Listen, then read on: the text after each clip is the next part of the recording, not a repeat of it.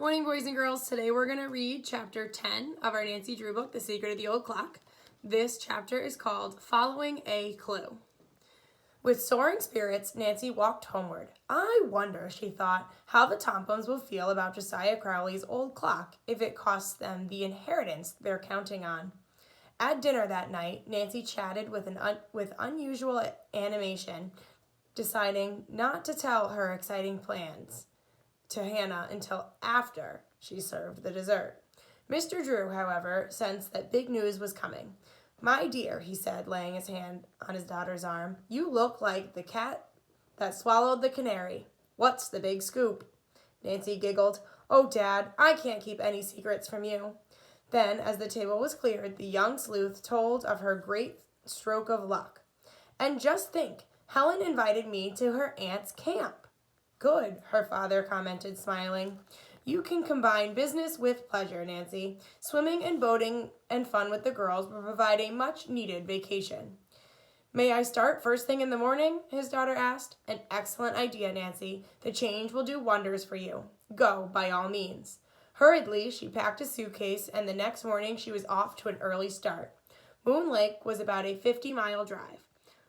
One way to go was past the Hoover girls' farm, and Nancy decided to stop there. As she approached the house, the young sleuth heard singing. It was coming from the barn.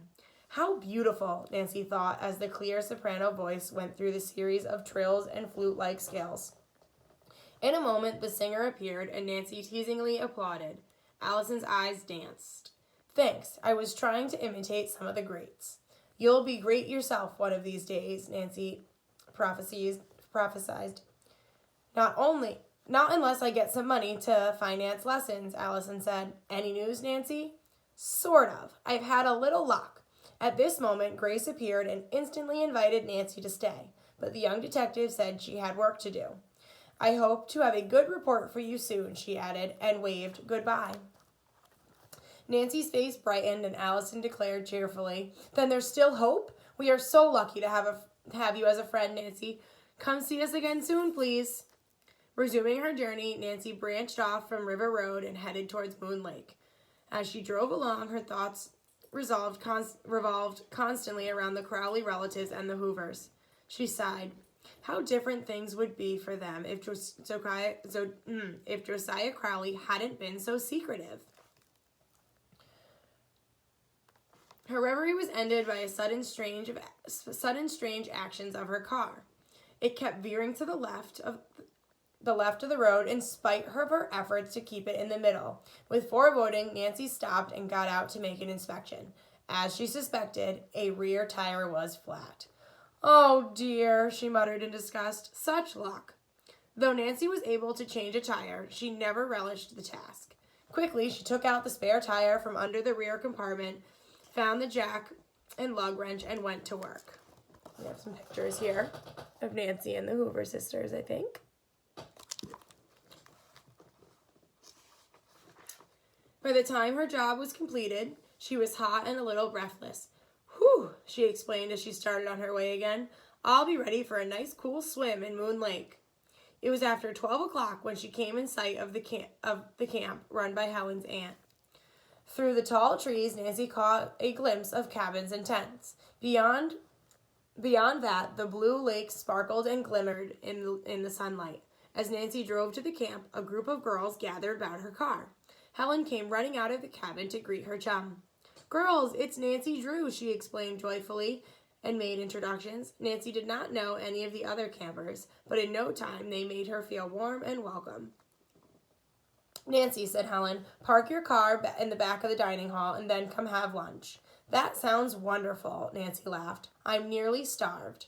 First, she was escorted to the main building where she met Aunt Martha, the camp director, and registered. May she stay with me? Helen asked. Certainly, dear, and I hope you have a splendid time, Nancy. I'm sure I shall, Aunt Martha. As the two girls walked off, Nancy told Helen about selling the charity dance tickets and gave her the money paid by Mr. Tompkins. He surely was generous, Helen commented in surprise. Then she smiled wryly. I have a feeling he did it more for the social prestige than for the sympathy of the cause. Nancy scarcely had time to deposit her suitcase under her cot and freshen up after a long ride when lunch was announced by the ringing of a bell. Campers hurried from all directions to the dining hall. The food was plain but appetizing, and Nancy ate it with zest. The meal over, she was rushed from one activity to another. The girls insisted that she join them in a hike. Then came a cooling dip in the lake. Nancy enjoyed herself immensely, but the Crowley mystery was never far from her mind. I must find out where the Tompkins cottage is located, she reminded herself, and next managed to go there alone. Nancy's opportunity to accomplish the first part of her quest came when Helen suggested about 5 o'clock. How about we go for a ride around the lake in the camp launch? There's just enough time before supper. Wonderful, Nancy accepted readily. By the way, can you see many of the summer cottages from the water? Oh yes, lots of them. Helen led her friend down to a small dock and with 4 other girls climbed into the launch, which is a medium-sized craft. As one of the campers started the motor, Helen remarked, "It's a relief to us when this engine starts. Once in a while it balks, but you never know when or where." "Yes," spoke up a girl named Barbie. "And when you're stuck this time of the year, you're stuck. There are hardly any cottagers up here yet, so their boats are still in winter storage."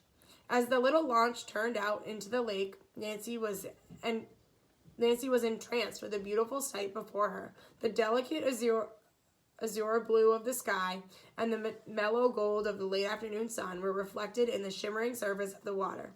What a lovely scene for an oil painting, she thought. As they sped along, Nancy kept glancing at the cottages, intermingled with tall, evergreen trees that bordered the shoreline. "The Tompkins have a bungalow up here, haven't they?" she questioned casually. "Yes, it's across the lake," Helen replied. "We'll come to it soon.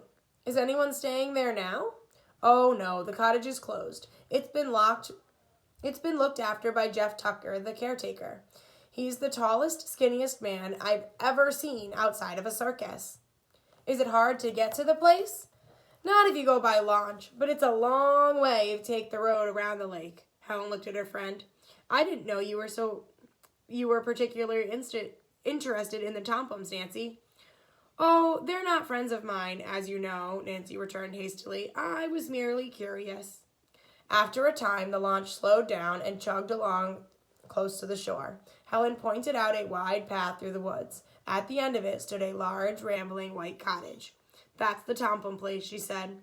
Trying not to appear too eager, Nancy looked intently at the bungalow. She made a quick mental note of its location. "Tomorrow I'll visit that place and try to solve the mystery," she told herself. And that's the end of chapter 10. Enjoy!